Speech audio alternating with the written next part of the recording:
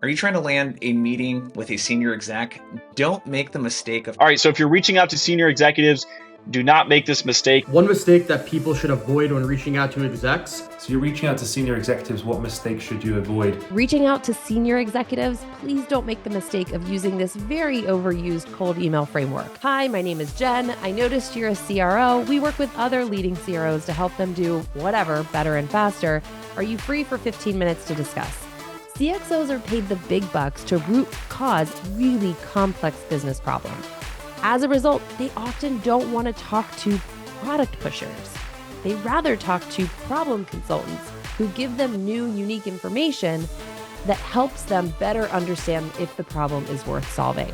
So instead, give them an idea of how to size a problem you're hypothesizing that they have that leads to your solution instead of leading with it. Talking about problems that they don't care about.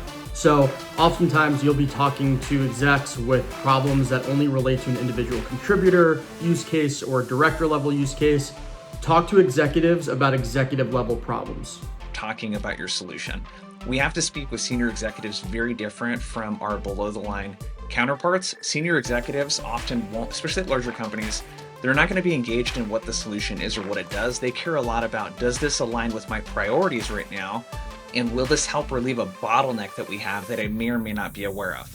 So first, speak to what you understand to be their priorities and problems. And you're going to do that by just emulating the past 5 to 10 closed won deals with that particular persona. What was top of mind for them? What business priority did you align with? And that's what you're going to ask for, whether in your email or over the phone. People like you typically are focused on these things. They sometimes run into this problem.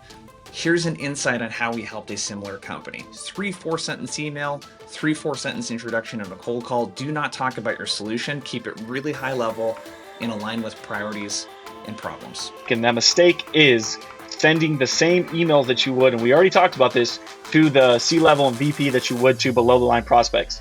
Oftentimes, C-level executives are way further removed from what the problem is at the manager, director, or IC level. And so when you're speaking to them, you have to A, come with more personalized information and research about what's going on in the company specifically. You can't just say, hey, I hear this from C-levels or executives all the time. You have to have real research that you did on the company, which is why I recommend starting below the line first.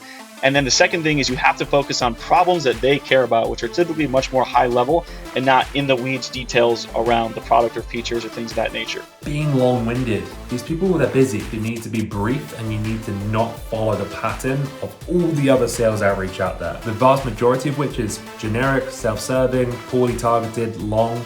So by flipping that on its head and sending really well-targeted, less generic, problem-focused messages that are short and concise, you're going to get the attention of executives a lot more because these people are busy and their attention is in short supply. Join me at the next Outbound Sprint launching on January 16th.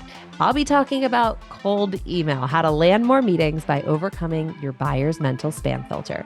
See you there.